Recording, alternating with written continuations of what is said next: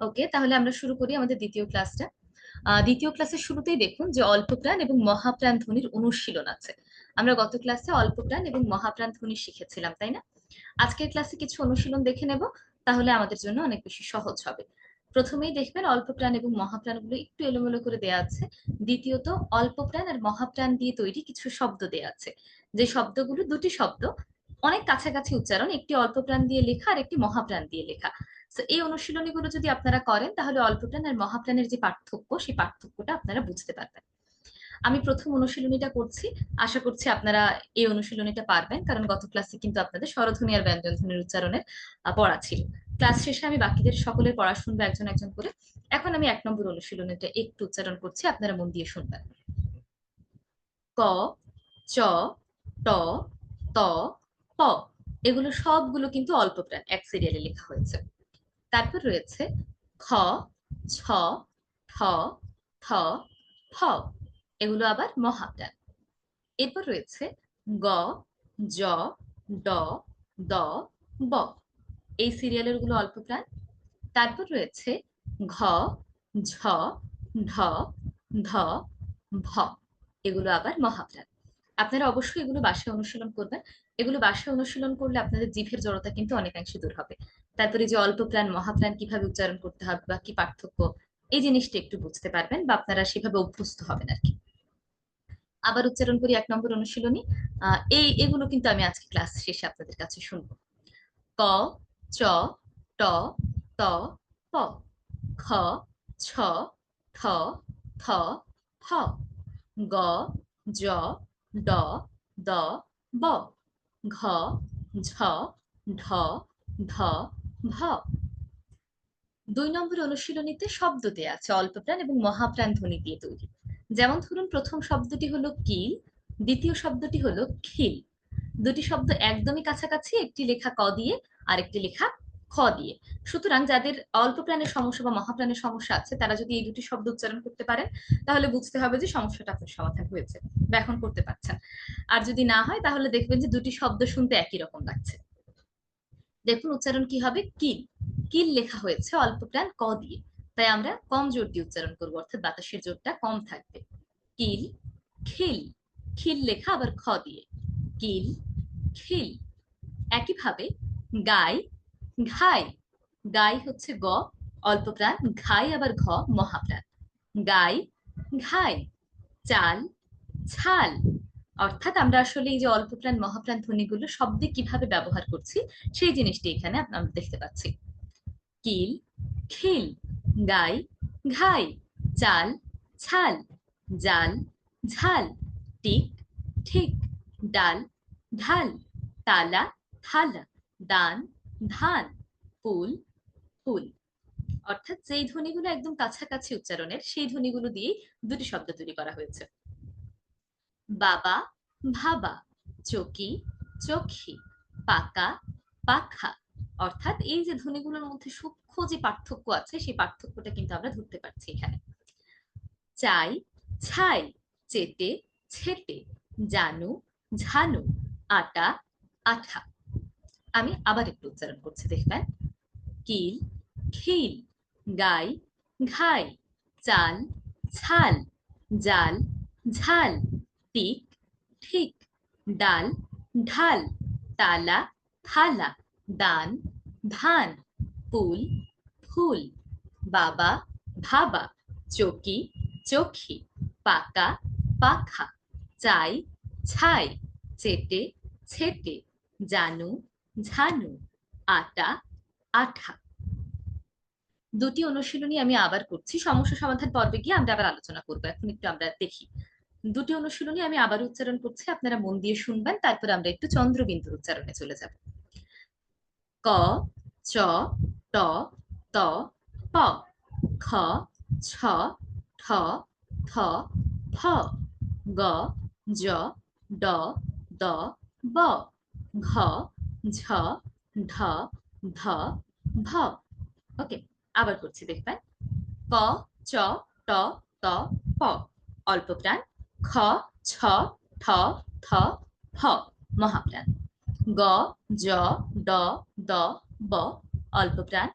ঘ, ঝ, ঢ, ধ, ভ, মহাপ্রাণ। কিল, খিল, গাই, ঘাই, চাল, ছাল, জাল, ঝাল, টিক, ঠিক, ডাল, ঢাল, তালা, থালা, দান, ধান, পুল, ফুল, বাবা, ভাবা, চকি, চোখি, পাকা, পাখা, চাই, ছাই, চেটে, ছেটে, জানু, ঝানু, আটা, আঠা। অর্থাৎ আমরা দেখে নিলাম অল্পপ্রাণ এবং মহাপ্রাণের অনুশীলনী, যদিও এটি আমাদের গত সপ্তাহের পড়া ছিল। আমরা আবার একটু ঝালিয়ে নিলাম। এবার আমরা মূল নিয়মে চলে যাই। প্রথমে আমরা ধ এর উচ্চারণ হবে ধ। আহ, আয়না, আপনি যে ধ্বনিটি দিয়েছেন এর উচ্চারণ হবে ধ।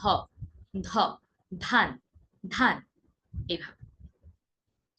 চন্দ্রবিন্দুর উচ্চারণটা আমরা একটু শিখি। চন্দ্রবিন্দুর উচ্চারণ যখনই করবেন তখন খানিকটা নাকি স্বরে উচ্চারণ করবেন। অনেকটা মনে হবে নাকের ভেতর থেকে শব্দ এলে যেমন হয়, নাকি নাকি স্বরে দেখবেন অনেকেই কথা বলে। চন্দ্রবিন্দুর উচ্চারণ যখনই করবেন তখন খানিকটা নাকি স্বরে উচ্চারণ করবেন। এখানে যে শব্দগুলো দেয়া আছে, শব্দগুলোর মধ্যে ঈষৎ আপনি দিয়েছেন ঢ। ঢ, ঢ হলো মহাপ্রাণের উচ্চারণটা আমরা যখন করব তখন খানিকটা জোর দিয়ে করব। আমাদের মুখ গহ্বর থেকে বেশি পরিমাণে বাতাস নির্গত হয়ে উচ্চারিত হবে ঢ। তো যেটা বলছিলাম, যে শব্দগুলো দেয়া আছে এখানে দেখবেন একটি শব্দ রয়েছে চন্দ্রবিন্দু ছাড়া, একটি শব্দ রয়েছে চন্দ্রবিন্দু সহ, তাই না? এখন আমরা দেখবো পার্থক্যটা কি। এই দুটি পার্থক্য দেখলে আপনারা বুঝতে পারবেন আসলে চন্দ্রবিন্দুর উচ্চারণটা কেমন হয়। প্রথম শব্দটি হলো কাঁচা। কাঁচা মানে কি? আমরা কাপড় কাচি না, কাপড় পরিষ্কার করি, কাপড় ধুই, সেই কাপড় কাঁচা। স্বাভাবিকভাবে উচ্চারণ হবে কাঁচা। এরপর রয়েছে কাঁচা। কাঁচা, কাঁচা শব্দটিতে চন্দ্রবিন্দু থাকার কারণে আমরা খানিকটা নাকি স্বরে বলবো কাঁচা, কাঁচা, কাঁচা, কাঁচা, কাঁচা, কাঁচা, কাঁচা, কাঁচা, এইভাবে। কাঁচা, কাঁচা। দেখুন চন্দ্রবিন্দু সহ যখন উচ্চারণ করছি তখন মনে হচ্ছে একটু নাকের ভেতর থেকে বের করছি। যাদের চন্দ্রবিন্দুর উচ্চারণের সমস্যা হবে মনে রাখবেন খানিকটা নাকের মধ্য থেকে বাতাসটা বের করে দিয়ে উচ্চারণ করার চেষ্টা করবেন, তাহলে হবে। কাঁচা, কাঁচা। একইভাবে সাজ, সাজ, সাজ, সাজ। ধোয়া, ধোঁয়া, ধোয়া, ধোঁয়া, ধোয়া, ধোঁয়া। রাইট, অনেকটাই। ইংরেজিতে বা হিন্দিতে লিখলে অনেকটাই এন দিয়ে লেখা হয়, চন্দ্রবিন্দুটাকে এন দিয়ে প্রকাশ করে বেশিরভাগ ক্ষেত্রে। কাঁচা, কাঞ্চা কিন্তু আমরা বলবো না, কি বলবো? কাঁচা। খানিকটা কম্পিত হবে, কম্পিত হয়ে নাকের মধ্যে একটু বাড়ি খেয়ে উচ্চারিত হবে কাঁচা। আবার উচ্চারণ করি, কাঁচা, কাঁচা, সাজ, সাজ, ধোয়া, ধোঁয়া। আবার করছি, দেখবেন কাঁচা, কাঁচা, সাজ, সাজ, ধোয়া, ধোঁয়া। আবার করি, কাঁচা, কাঁচা, সাজ, সাজ, ধোয়া, ধোঁয়া। এবার আপনারা আমার সঙ্গে উচ্চারণ করবেন, বলুন কাঁচা, কাঁচা, সাজ, সাজ, ধোয়া, ধোঁয়া। আবার করি, কাঁচা, কাঁচা, সাজ, সাজ, ধোয়া, ধোঁয়া।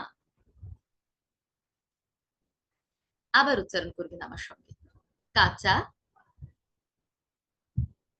কাঁচা। একটু চেষ্টা করবেন নাকের ভেতর থেকে বের করার, তাহলে দেখবেন হবে। ওই যে আমরা ছোটবেলায় কার্টুন দেখতাম না, শাকচুন্নির কি বলে, ঠাকুরমার ঝুলি, সেখানে একটা শাকচুন্নির গান ছিল না? আমি শাকচুন্নি, সুখে আছে বামুনের ছেলে মৌগিন্নি।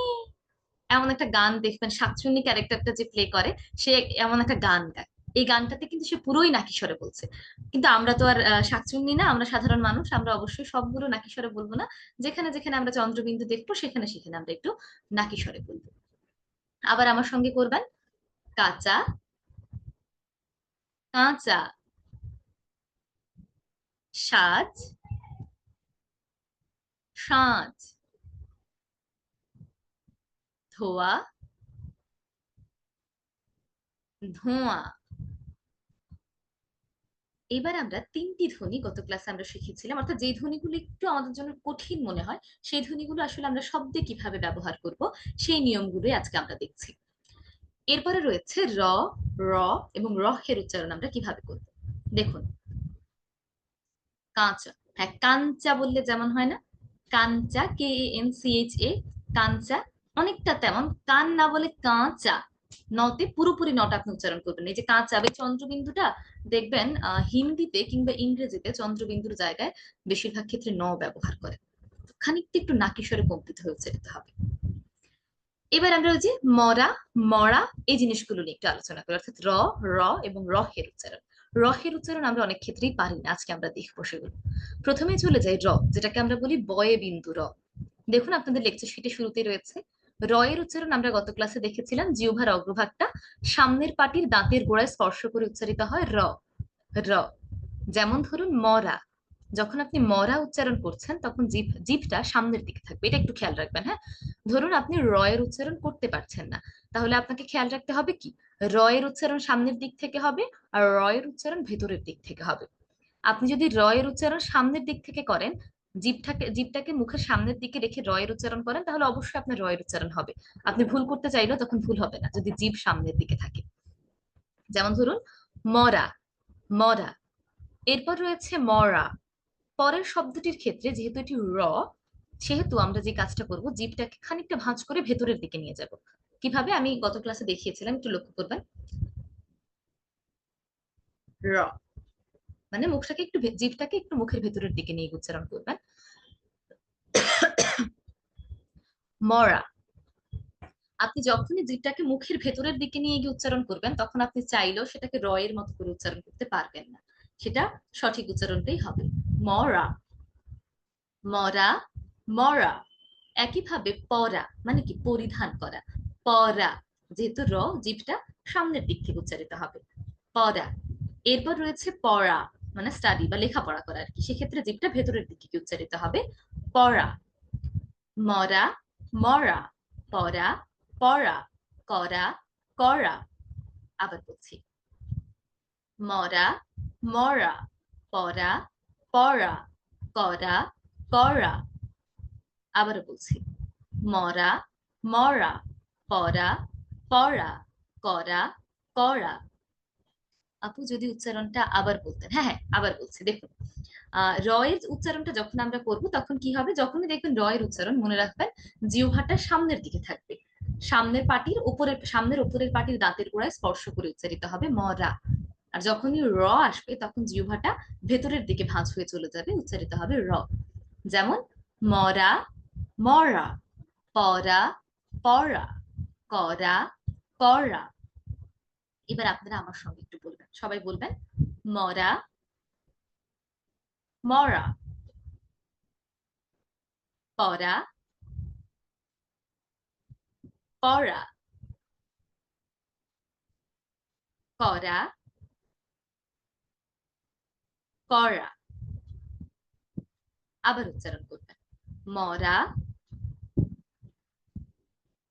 মরা, পড়া, পড়া, করা,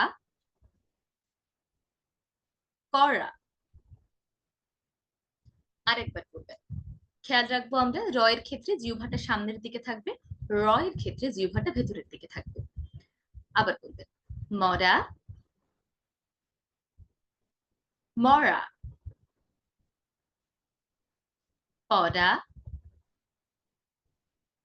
পড়া, করা, করা।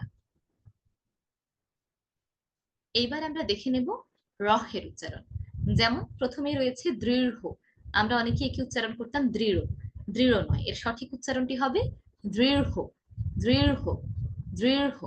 ঠিক আছে, দৃঢ়, দৃঢ়, দৃঢ়, অর্থাৎ একটু হো এর মতো, একটু ও এর মতো করে উচ্চারিত হবে। দৃঢ়, মূঢ়, গাঢ়, গূঢ়, প্রগাঢ়। একটু মনে রাখবো, র একটা আবার একটু বলবেন অবশ্যই।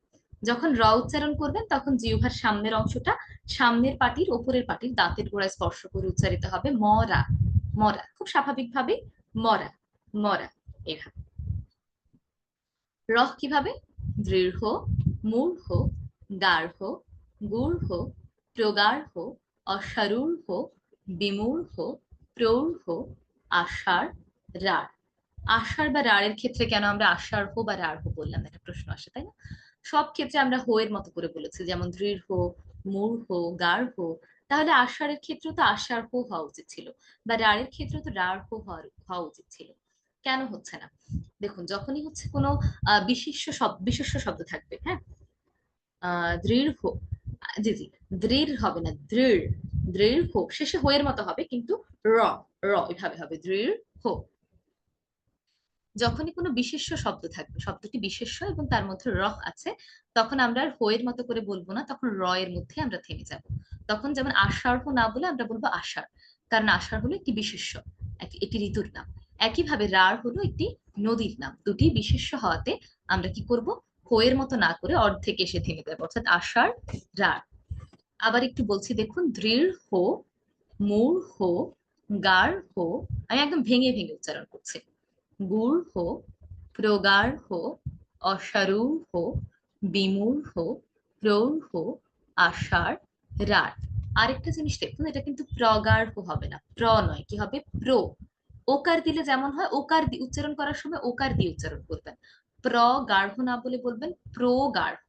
প্রো, উচ্চারণের সময় একটি ওকার যুক্ত হবে, লেখার সময় না, উচ্চারণের সময় কিভাবে, প্রগাঢ়।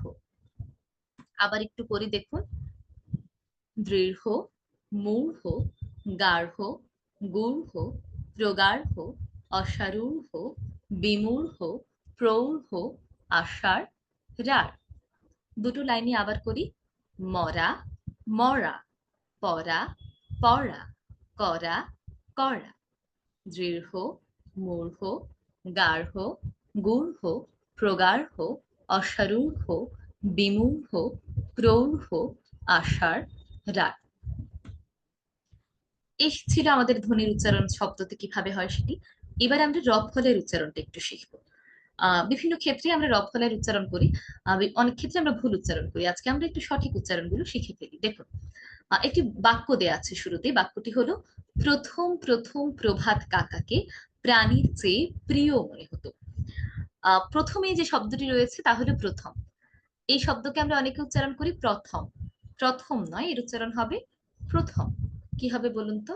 প্রথম, প্রথম। স্পিকার ভিউতে একটু দিয়ে নিই, হ্যাঁ। এর উচ্চারণটি হবে প্রথম, প্রথম। ওকে, প্রথম প্রথম প্রভাত, একইভাবে প্রভাত হবে না, এটা কি হবে, প্রভাত, প্রভাত। প্রথম প্রথম প্রভাত কাকাকে প্রাণীর চেয়ে প্রিয় মনে হতো। এই যে আমরা বলছি প্রথম বা প্রভাত, প্রভাত না বলে প্রভাত বলছি, বা প্রথম না বলে প্রথম বলছি, উচ্চারণের সময় একটি ওকার যুক্ত করে বলছি, কেন বলছি, এই নিয়মটা আমরা এখন শিখবো। দেখুন, আপনাদের এখানে লেখা আছে লেকচার, সেটা আমি একটু বুঝিয়ে বলি। শব্দের শুরুতে যদি রফলা থাকে, তবে হচ্ছে একরকম উচ্চারণ হবে, শব্দের মাঝে বা শেষে যদি রফলা থাকে তাহলে আরেক রকম উচ্চারণ হবে। হ্যাঁ, আপু, প্রৌঢ়, আষাঢ়, রাঢ়, রাঢ়। আয়নাত, আপনি দিয়েছেন প্রৌঢ়, আষাঢ়, রাঢ়, প্রৌঢ়, আষাঢ়, রাঢ়। রফলের উচ্চারণ তাহলে কেমন? রফলের উচ্চারণ দুই ভাবে হয়। রফলা শব্দের একদম শুরুতে থাকলে একরকম ভাবে উচ্চারণ হবে, আবার রফলা শব্দের মাঝে বা শেষে থাকলে উচ্চারণ আরেক রকম হবে। ঠিক আছে, শব্দের মধ্যে বা শেষে থাকলে রফলের উচ্চারণটা কেমন হবে সেটাও আমরা দেখবো, প্লাস শব্দের শুরুতে থাকলে কেমন হবে সেটাও আমরা দেখবো। দেখুন কি রয়েছে, শব্দের শুরুতে যদি রফলা থাকে তবে উচ্চারণ হবে একরকম, শব্দের মধ্যে বা শেষে যদি উচ্চারণ থাকে তাহলে রফলায়, যেই বর্ণে হচ্ছে রফলা যুক্ত হয়েছে সেই বর্ণটি দুইবার উচ্চারিত হবে। অর্থাৎ শব্দের শুরুতে যদি থাকে তাহলে একবার উচ্চারিত হবে। হ্যাঁ, এটার যে নিয়মটা আছে, অর্থাৎ ও কেন আমরা ব্যবহার করছি, এটা আমরা সামনের লেকচারেও পাবো। আজকে আমি আপনাদেরকে একটু শর্টকাটে এটাও বুঝিয়ে দিচ্ছি, তাহলে সামনে আর আপনাদের এই ভুলটা হবে না। দেখুন, শব্দের শুরুতে যদি অধ্বনি থাকে, একদম শব্দের শুরুতে অধ্বনি রয়েছে, অধ্বনি জিনিসটা কি এটা একটু জানি। অধ্বনি হলো যেই ধ্বনিগুলো যে ব্যঞ্জন ধ্বনিগুলো উচ্চারণ করলে শব্দের ওই ধ্বনির শেষে উচ্চারিত হয়, সেই ধ্বনিগুলোকে বলা হয় অধ্বনি। যেমন ধরুন, আপনি যদি গ উচ্চারণ করেন তাহলে চলে আসে কি গ, একটি আসে না, গ, গ, তাই না? এই যে গ বলার পর একটি অ এলো, এই ধরনের ধ্বনিগুলোকে বলা হয় অধ্বনি। একইভাবে প উচ্চারণ করুন, শেষে আসে কি প, অ, তার মানে প একটি অধ্বনি। তো শব্দের একদম শুরুতে যদি অধ্বনি থাকে এবং তার সঙ্গে যদি রফলা যুক্ত হয়, তাহলে অ উচ্চারিত না হয়ে ও উচ্চারিত হবে। ভেঙে বুঝিয়ে দিই, দেখুন গ্রাম, গ্রাম শব্দটিতে শব্দের শুরুতে রয়েছে গ, যেটি একটি অধ্বনি। অর্থাৎ প্রথম শর্ত কি, শুরুতে অধ্বনি থাকতে হবে। দ্বিতীয় শর্ত হলো অধ্বনির সঙ্গে রফলা থাকতে হবে। গ এর সঙ্গে রফলাও আছে, তাহলে আমরা উচ্চারণ করব হচ্ছে গ্রাম। এখন এখানে যে জিনিসটা, গ্রামের ক্ষেত্রে যেহেতু আকার আছে, সুতরাং এটা আমরা অধ্বনি হিসেবে কাউন্ট করব না, এটি কিন্তু আ রয়েছে। যখন আকার না থাকবে, শুধু অ থাকবে, সেটা হবে অধ্বনি। এটা কিন্তু আর অধ্বনি হচ্ছে না, যেহেতু আকার আছে। কিন্তু পরের শব্দটিতে দেখুন প্রভাত, প্রভাত শব্দটি কিন্তু একটি প অধ্বনি, সাথে কিন্তু আকার নেই। দেখুন গ কিন্তু অধ্বনি, আকার দেওয়ার সঙ্গে সঙ্গে সে সেখানে কিন্তু আ চলে এসেছে। প্রভাতের ক্ষেত্রে আবার প অধ্বনি, যেহেতু আকার নেই সেহেতু এটি একদম শব্দতে অধ্বনি হিসেবে ব্যবহৃত হচ্ছে। তাহলে আমরা প্রভাত না বলে প্রভাত বলবো। কেন? শব্দের শুরুতে প রয়েছে, প একটি অধ্বনি, আবার প এর সঙ্গে রফলা রয়েছে, অধ্বনি এর সঙ্গে রফলা থাকার কারণে আমরা উচ্চারণ করব কি প্রভাত। যদি ওকার দিলে যেমন উচ্চারণ, একটু বুঝে নেবেন, হ্যাঁ, ওকার দিলে যেমন উচ্চারণ হয় প্র, ও, ওকার দিয়ে উচ্চারণ করলে যেমন হয় তেমন উচ্চারণ হবে, একদম তেমন উচ্চারণ হবে, শুধু লিখার সময় আমরা ওকারটা দিব না, কিন্তু উচ্চারণ করার সময় ওকার দিলে যেমন উচ্চারণ হয় তেমন উচ্চারণ হবে, অর্থাৎ প্রভাত। আর রফলা শব্দের শুরুতে থাকলে উচ্চারণ একবারই হবে, যে ধ্বনির সঙ্গে রফলা যুক্ত হয়েছে সেই ধ্বনির উচ্চারণ একবারই হবে, দ্বিত্ব হবে না। যেমন গ্রাম, প্রভাত, প্রথা সিদ্ধ। প্রথা সিদ্ধ নয়, উচ্চারণটি হবে প্রথা সিদ্ধ।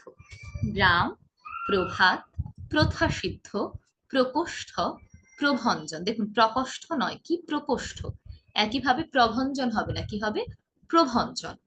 প্রজ্বলিত, প্রাণী, প্রাপণীয়, প্রাসঙ্গিক। আবার উচ্চারণ করি, গ্রাম, প্রভাত, প্রথা সিদ্ধ, প্রকোষ্ঠ, প্রভঞ্জন, প্রজ্বলিত, প্রাণী, প্রাপণীয়, প্রাসঙ্গিক।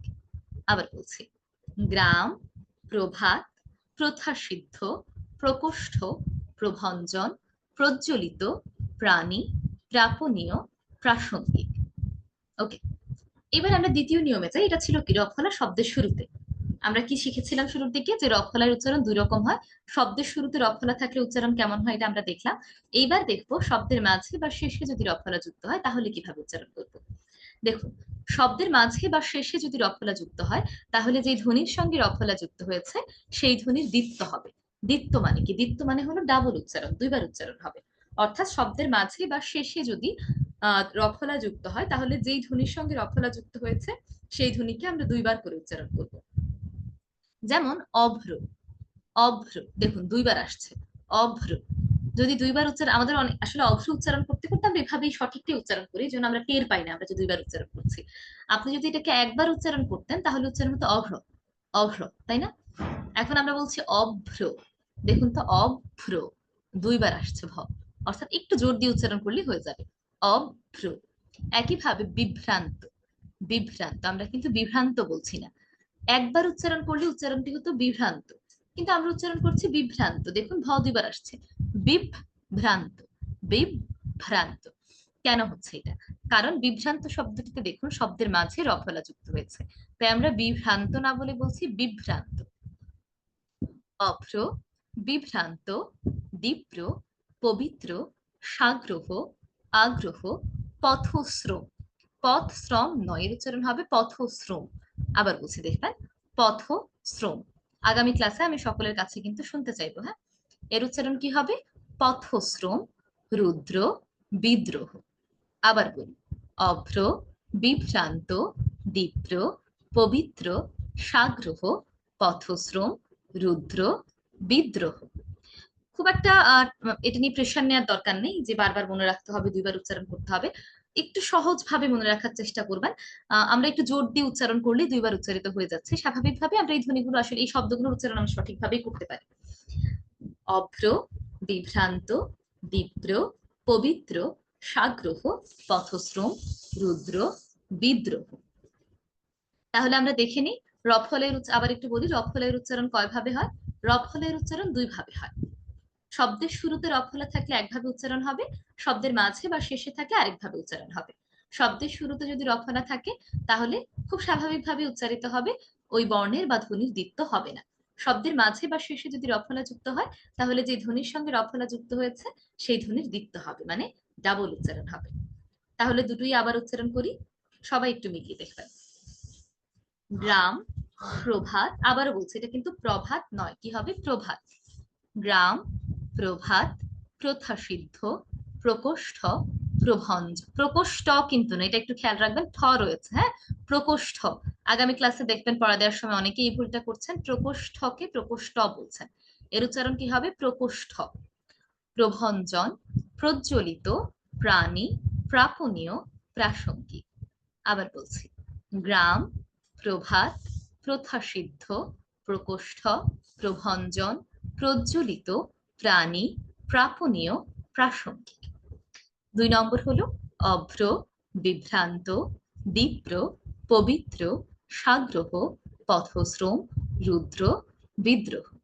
আবার বলছি, অভ্র, বিভ্রান্ত, দীপ্র, পবিত্র, সাগ্রহ, পথশ্রম, রুদ্র, বিদ্রোহ। এবার আমরা শিখবো রিকারের উচ্চারণ।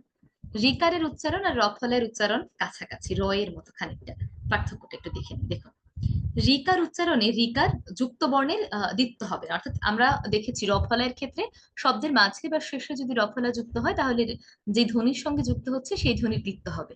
কিন্তু রিকারের ক্ষেত্রে যখনই আপনি রিকার দেখবেন কখনোই রিকারের উচ্চারণ দ্বিত্ব করবেন না। যেমন ধরুন বিকৃত, বিকৃত নয়। আপনি যখন দেখুন, যখন বলছেন বিকৃত, প্রথম শব্দটি রয়েছে যে বিকৃত, যখন বলছেন তখন ক 2 বার আসছে, বিকৃত, শব্দের অর্থের পরিবর্তন হয়ে যাচ্ছে, বিকৃত, ঠিক আছে, এরকম হয়ে যাচ্ছে। উচ্চারণটি কি হবে? বিকৃত। বিকৃত নয়, কি হবে? বিকৃত, বিকৃত। একইভাবে অমৃত, অমৃত নয়। আপনি যখন বলছেন অমৃত তখন ম 2 বার আসছে, অম মৃত, তাই না? প্রথমে আসছে অম, তারপর মৃত। উচ্চারণটি কিন্তু এমন নয়, অম মৃত নয়, এর উচ্চারণ হবে অমৃত। অম মৃত নয়।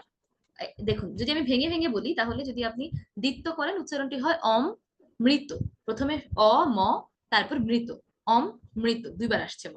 কিন্তু আপনি যখন সঠিক উচ্চারণ করবেন অর্থাৎ দ্বিত্ব করবেন না তখন উচ্চারণ হবে অমৃত, অমৃত, প্রথমে অ বলবেন তারপর বলবেন মৃত, তাহলে দেখবেন ভুল উচ্চারণ হচ্ছে না, দ্বিত্ব হচ্ছে না। একইভাবে প্রকৃতি, প্রকৃতি নয়। অর্থাৎ এই ক্ষেত্রে খেয়াল রাখবেন কম জোর দিয়ে উচ্চারণ করার চেষ্টা করবেন, যদি খুব প্রেসার দিয়ে উচ্চারণ করেন তাহলে দ্বিত্ব হয়ে যাবে, হ্যাঁ, হয়ে যায় স্বাভাবিকভাবে আর কি। তো আপনি কি করবেন? প্রকৃতি, প্রকৃতি, প্রকৃতি হবে না, কি হবে? প্রকৃতি। খুবই সূক্ষ্ম পার্থক্য, হ্যাঁ, এটা খুবই সূক্ষ্ম পার্থক্য। এটা নিয়ে কনফিউজড হওয়ার দরকার নেই, ভয় পাওয়ার দরকার নেই, একটু মাথায় রাখতে হবে, ভেঙে ভেঙে প্রথম প্রথম উচ্চারণ করবেন। যেমন প্রকৃতি শব্দটিতে প্রথমে প্র উচ্চারণ করবেন, তারপর বলবেন কৃতি, প্রকৃতি, প্রকৃতি, তাহলে আর প্রেসার পরে 2 বার উচ্চারিত হবে। একইভাবে আবৃত্তি, আমরা অনেক ভুল উচ্চারণ করি এই শব্দটিকে, আমরা বলি আবৃত্তি, আবৃত্তি। আপু এতদিন তাহলে ভুল উচ্চারণ করেছি, হ্যাঁ, রিকারের উচ্চারণটা বেশিরভাগই আমরা ভুল উচ্চারণ করি। তো আবৃত্তির ক্ষেত্রে আমরা আবৃত্তি বলবো না, আবৃত্তিও বলবো না, কি বলবো? আবৃত্তি। ভেঙে ভেঙে যখন উচ্চারণ করবেন তখন দেখবেন আর ভুল হচ্ছে না, আর কনফিউজড হচ্ছেন না দ্রুত। যদি আপনি বলেন আবৃত্তি তাহলে কিন্তু ব 2 বার আসছে, লক্ষ্য করুন, আবৃত্তি, তাই না? ভেঙে কিভাবে বলবেন? বৃত্তি। বৃত্তি পাই না আমরা, স্কুলে স্কলারশিপ দেয় বিভিন্ন প্রতিযোগিতামূলক পরীক্ষায়, ওটাই মনে করবেন বৃত্তি। প্রথমে একদম ভেঙে বলবেন, তারপর ধীরে ধীরে অভ্যস্ত হয়ে গেলে দেখবেন আপনি ফাস্ট বলে চলে যেতে পারবেন। আবৃত্তি, আবৃত্তি, আবৃত্তি, আবৃত্তি নয়, কি হবে? আবৃত্তি, আবৃত্তি। আগামী ক্লাসে যখন পড়া দেবেন পুরো সপ্তাহ কিন্তু এটা অনুশীলন করবেন, একদম ভেঙে ভেঙে উচ্চারণ করবেন শুরুতে, আবৃত্তি। একইভাবে ছায়াবৃতা, ছায়াবৃতা হবে না, কি হবে? ছায়াবৃতা, ছায়াবৃতা, ছায়াবৃতা নয়, ছায়াবৃতা। অমৃত, প্রকৃতি, আবৃত্তি, ছায়াবৃতা, আবার আবৃত্তিও নয়, আবৃত্তি। শেষে দেখুন যুক্ত বর্ণ আছে, দুটি তো, তাই না? আবৃত্তি। ছায়াবৃতা, অনাদৃতা, নিষিত, পৈতৃক, বিষবৃক্ষ, বিষবৃক্ষ, এটা হবে বিকৃত, বিকৃত নয়, কি হবে? বিকৃত, বিকৃত, বিকৃত, বিকৃত নয়, হ্যাঁ, বিকৃত। একদম উচ্চারণগুলো একদমই সূক্ষ্ম পার্থক্য, বেশি বেশি অনুশীলন করবেন। তারপর রয়েছে বিষবৃক্ষ, এটা কিন্তু বিষবৃক্ষ নয়, এর সঠিক উচ্চারণ হবে বিষবৃক্ষ, বিষবৃক্ষ, বিষবৃক্ষ। আপু আমরা তো আজকে নিয়ে দুটো ক্লাস করছি, আজকের এই ক্লাসগুলো আবার কোথায় পাবো? এগুলোর যে রেকর্ডেড ভিডিওটা আছে আমি কিন্তু আপনাদের গ্রুপেই সেটা দিয়ে দিই, গ্রুপে পেয়ে যাবেন। হ্যাঁ, রেকর্ডেড ভিডিওগুলো সবগুলো গ্রুপে পেয়ে যাবেন। কি হবে উচ্চারণটি? বিষবৃক্ষ, বিষবৃক্ষ, মাতৃস্নেহ, মাতৃস্নেহ নয়, কি হবে? মাতৃস্নেহ, মাতৃস্নেহ। একদমই সূক্ষ্ম পার্থক্য, জোর দেয়া যাবে না। হ্যাঁ, জোর না দিয়ে উচ্চারণ করতে হবে মাতৃস্নেহ, মাতৃস্নেহ। আবার বলি, অমৃত, প্রকৃতি, আবৃত্তি, ছায়াবৃতা, অনাদৃতা, নিষিত, পৈতৃক, বিষবৃক্ষ, মাতৃস্নেহ। তাহলে আমরা কি দেখলাম? রিকারের ক্ষেত্রে আমরা কোনোভাবেই দ্বিত্ব করতে পারবো না। রিকারের ক্ষেত্রে উচ্চারণ কি? একবারই হবে, কোনোভাবেই আমরা দ্বিত্ব করতে পারবো না। আবার একটু করছি দেখুন, অমৃত, প্রকৃতি, আবৃত্তি, ছায়াবৃতা, অনাদৃতা, নিষিত, পৈতৃক, বিষবৃক্ষ, মাতৃস্নেহ। প্রথমে ভেঙে ভেঙে উচ্চারণ করবেন, প্রথম অক্ষরটা আগে বলবেন, তারপর বাকিটা বলবেন, দেখবেন তাহলে আস্তে আস্তে অভ্যাস হয়ে যাচ্ছে। আবার উচ্চারণ করি, অমৃত, প্রকৃতি, আবৃত্তি, ছায়াবৃতা, অনাদৃতা, নিষিত, পৈতৃক, বিষবৃক্ষ, মাতৃস্নেহ। এবার আমরা শিখব তিন শ-এর উচ্চারণ। আমরা তিনটি শ নিয়ে আলোচনা করেছিলাম, এখন আমরা দেখবো এই তিনটি শ-এর উচ্চারণ কেমন হবে। আমরা জেনেছিলাম যে মাঝে মাঝে ভিন্ন উচ্চারণ হয়, চেহারা ভিন্ন হলেও, বর্ণ ভিন্ন হলেও তিনটি শ-এর উচ্চারণ বেশিরভাগ সময় একই রকম হয়। সেটা হলো ইংরেজি এস এইচ এর মতো, অর্থাৎ খানিকটা শীষের মতো। এরকম শীষ দিলে যেমন আওয়াজ হয় না, অনেকটা তেমন হবে। তিনটি শ-এর উচ্চারণই বেশিরভাগ ক্ষেত্রে শীষের মতো হবে। যেমন ধরুন শিষ্য, শেষ। শেষ শব্দটিতে তালব্য শ আছে, আবার মূর্ধন্য শ আছে, কিন্তু দুটির উচ্চারণ আমরা একইভাবে করছি। কিভাবে? শেষ, শিষ্য, শেষ, নিষাদ, ধূসর, শেষাবধি, অশেষ। দেখুন এখানে তালব্য শ, মূর্ধন্য শ, দন্ত স, তিন প্রকার শই আছে, কিন্তু উচ্চারণ একই রকম হচ্ছে, কারণ ওই যে আমরা শিখেছি বেশিরভাগ ক্ষেত্রে শ-এর উচ্চারণ একই রকম হয়। কেমন হয়? ইংরেজি এস এইচ এর মতো। আবার করি, শিষ্য, শেষ, নিষাদ, ধূসর। আপু আমি কম বুঝতে পেরেছি, কোনো সমস্যা নেই, আমি ধীরে ধীরে বুঝিয়ে বলছি। হ্যাঁ, আমরা আরো আলোচনা করব, যতক্ষণ পর্যন্ত না বুঝবেন আমি বুঝিয়ে দেবো, সমস্যা নেই। আমরা এখন আবার আলোচনা করছি, বারবারই আলোচনা করব, সমস্যার সমাধান পর্বে আবারও আলোচনা করব। দেখুন, বেশিরভাগ ক্ষেত্রে তিন শ-এর উচ্চারণ একই রকম হবে। তিন শ কোন তিন শ? তালব্য শ, মূর্ধন্য শ এবং দন্ত শ। তিনটি শ-এর বর্ণ ভিন্ন হলে, চেহারা ভিন্ন হলেও আমাদের উচ্চারণ একই রকম হবে। কি হবে? ইংরেজি এস এইচ, অর্থাৎ অনেকটা শীষ দিলে যেমন শব্দ হয় এমন। যেমন শিষ্য, শেষ, নিষাদ, ধূসর, শেষাবধি, অশেষ। আবার বলছি, শিষ্য, শেষ, নিষাদ, ধূসর, শেষাবধি, অশেষ। এখানে কি আবার একটি কিন্তু আছে। কিন্তুটা কি? কোনো কোনো ক্ষেত্রে শ-এর উচ্চারণ আবার স-এর মতো হয়। যেমন স্নেহ, নিয়ম অনুযায়ী তো শ-এর মতো হওয়া উচিত ছিল, কি বলা দরকার ছিল? স্নেহ। আমরা কি কেউ স্নেহ বলি? কেউ আমরা স্নেহ বলি না, আমরা বলি স্নেহ, স্নেহ, তাই না? একটু স-এর মতো, স্নেহ, স্নেহ। কেন হচ্ছে এরকম, বা কখন হবে এরকম? ত, থ, ন, র, ল, এই পাঁচটি বর্ণ একটু মুখস্থ রাখবেন আপনারা। কি কি? ত, থ, ন, র, ল।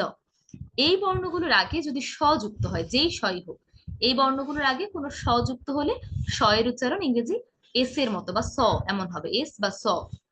কখন? ত, থ, ন, র, ল। এর আগে যদি স যুক্ত হয় তাহলে উচ্চারণ হবে স এমন। যেমন স্নেহ, স্নেহ শব্দটিতে দেখুন ন এর আগে কিন্তু স চলে এসেছে, তাই না?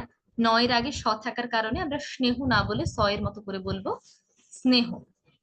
একইভাবে অস্থি, অস্থি, স্নেহ, অস্থি, অশ্রু, শ্রাবণ, শ্রবণ, প্রস্থান। আমরা কিন্তু এখানে শ্রবণ, প্রস্থান এইভাবে বলছিলাম, কি বলছি? প্রস্থান। কারণ কি? থ এর আগে স চলে এসেছে, তাই আমরা বলছি প্রস্থান, প্রস্থান কিন্তু বলছি না আমরা। একইভাবে মাস্তুর, সুস্থির, শ্রাবস্তি। এটা কিন্তু শ্রাবন্তী নয়। হ্যাঁ, আমরা অনেকে এটাকে শ্রাবন্তী বলি, এটা হবে শ্রাবস্তি। আবার বলছি দেখুন, স্নেহ, অস্থি, অশ্রু, শ্রাবণ, শ্রবণ, প্রস্থান, মাস্তুর, সুস্থির, শ্রাবস্তি। তাহলে আমরা কি শিখলাম? তিনটি শ-এর উচ্চারণ স্বাভাবিকভাবে একই রকম হবে, ইংরেজি এস এইচ এর মতো বা স এমন।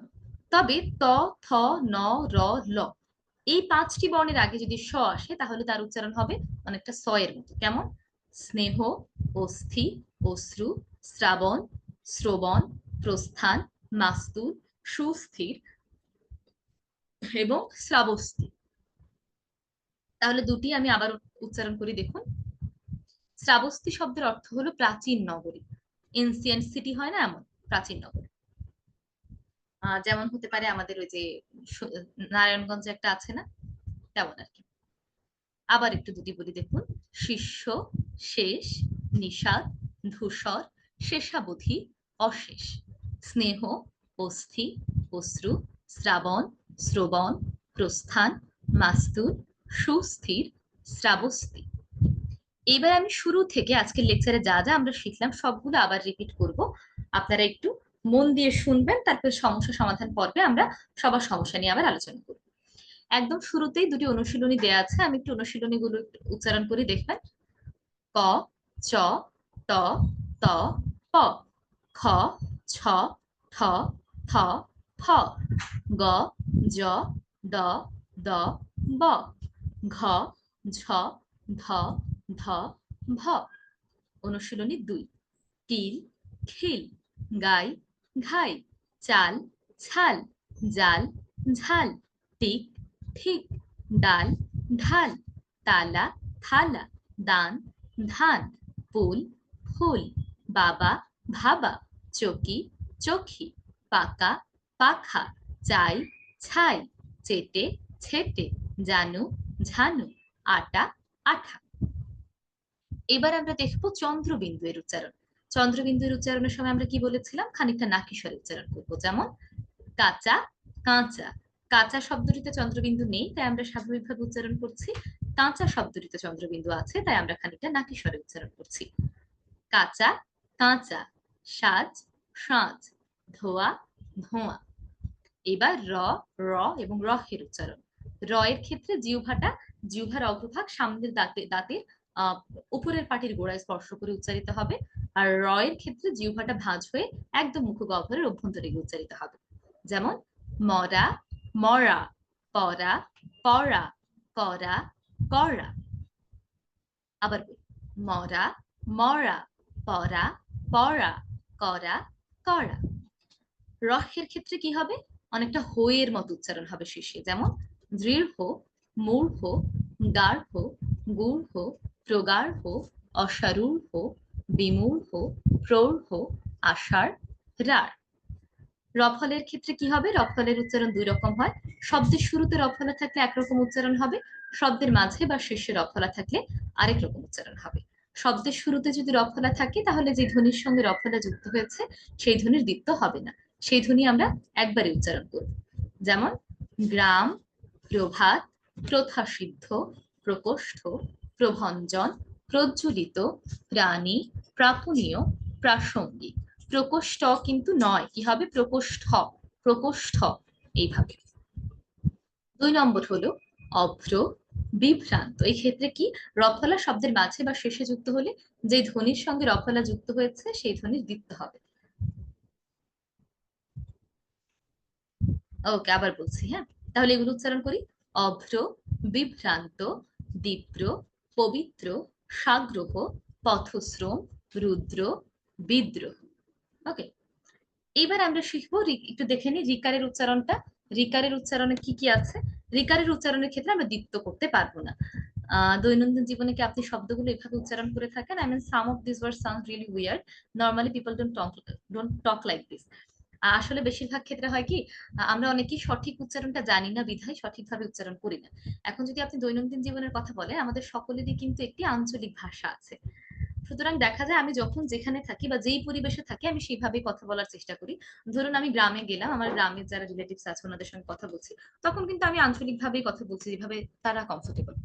আবার যখন আমি কোনো ফর্মাল জায়গায় যাচ্ছি যেখানে আমার প্রমিত বাংলাটা দরকার, সেখানে অবশ্যই প্রমিত বাংলায় কথা বলছি। বা স্বাভাবিকভাবে যখন আমি থাকছি, তখন কোথাও যাচ্ছি, স্কুলে, কলেজে, বিশ্ববিদ্যালয়ে, বাইরে, তখন সবসময় প্রমিত ভাষায় কথা বলার চেষ্টা করি। কিন্তু যখনই হয়তো আমি নিজের গ্রামের দিকে যাচ্ছি, একটু আঞ্চলিক ভাষায় যারা আছে কথা বলে, তারা যেভাবে কমফোর্টেবল অবশ্যই সেভাবে কথা বলে। তো তো এটা সমস্যা না, আপনি চাইলে আপনার আঞ্চলিক ভাষাতে কথা বলতে পারেন, কিন্তু সঠিক উচ্চারণ পারি না বিধায় আমরা অনেকে আসলে ভুল উচ্চারণটা করি। আমরা অনেকেই প্রমিত ভাষায় কথা বলি কিন্তু অনেক উচ্চারণ ভুল করি কারণ আমরা সেগুলো জানি না। সুতরাং যখন আমি স্বাভাবিকভাবে কথা বলি তখন আমি প্রমিত ভাষায় কথা বলার চেষ্টা করি আর কি। রিকারের উচ্চারণ, এবার রিকারের উচ্চারণ যেটা বলছিলাম যে রিকারের উচ্চারণের ক্ষেত্রে কি হবে না, দ্বিত্ব হবে না। যেমন বিকৃত, প্রথম প্রথম চেষ্টা করবেন একটু ভেঙে ভেঙে উচ্চারণ করার জন্য, যেমন বিকৃত, অমৃত, প্রকৃতি, আবৃত্তি, ছায়াবৃতা, অনাবৃতা, নিষিত, পৈতৃক, বিশ্ববৃক্ষ, মাতৃস্নেহ। ৩০০ এর ক্ষেত্রে কি হবে, স্বাভাবিকভাবে ৩০০ এর উচ্চারণটা একই রকম হবে, ইংরেজি SH এর মতো মতো অর্থাৎ স এইভাবে। যেমন শিষ্য, শেষ। একটা জিনিস, হ্যাঁ, অনেকে আমরা বলি শেষ, এর উচ্চারণ শেষ হবে না, এর উচ্চারণ হবে শেষ, শেষ। ওকে, শেষ বললে এর মতো হয়, তাই না? এটা কিন্তু এ দিয়ে উচ্চারণ হবে, এর উচ্চারণ হবে এ দিয়ে, শেষ। এই নিয়মগুলো আছে, আমরা এই নিয়মগুলো শিখবো, হ্যাঁ। ধূসর, শেষাবধি, অশেষ। কিন্তু ত, থ, ন, র, ল এর আগে যদি, 5টি বর্ণের আগে যদি স যুক্ত হয় তাহলে স এর উচ্চারণ হবে অনেকটা স এর মতো। যেমন স্নেহ, স্নেহ শব্দটিতে কি স আছে 9 এর আগে, তার কারণে আমরা স্নেহ না বলে বলি স্নেহ। স্নেহ, অস্থি, অশ্রু, শ্রাবণ, শ্রবণ, প্রস্থান, মাস্তুল, সুস্থির, শ্রাবস্তি। আবার বলছি, দেখবেন, স্নেহ, অশ্রু, স্নেহ, অস্থি, অশ্রু, শ্রাবণ, শ্রবণ, প্রস্থান, মাস্তুল, সুস্থির, শ্রাবস্তি। এই ছিল আমাদের আজকের লেকচার। আপনাদের হচ্ছে এবার কি বলে, আমি চলে যাব সমস্যা সমাধান পর্বে। এবার সবাই একবার করে একটু পড়বেন, পড়ে আমাকে পুরো লেকচারের শুরু থেকে শেষ পর্যন্ত একটু পড়বেন, পড়ে আমাকে চ্যাট বক্সে জানাবেন কারো কোথাও সমস্যা আছে কিনা বা কোনোটা রিপিট করতে হবে কিনা। আমি রেকর্ডিংটা এখানেই বন্ধ করে দিচ্ছি। সবাই একটু চ্যাট বক্সে লিখে ফেলবেন, আমরা ওগুলো নিয়ে আলোচনা করবো।